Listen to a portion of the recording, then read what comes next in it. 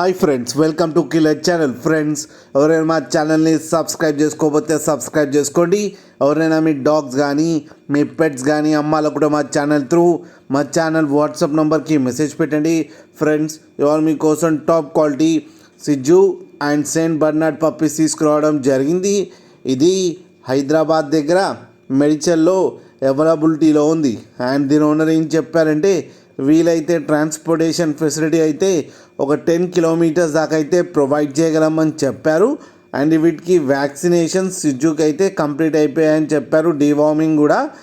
And సిజ్జులో female puppy and Saint బర్నార్డ్లో male puppy అయితే అవైలబుల్లో ఉంది అని చెప్పారు.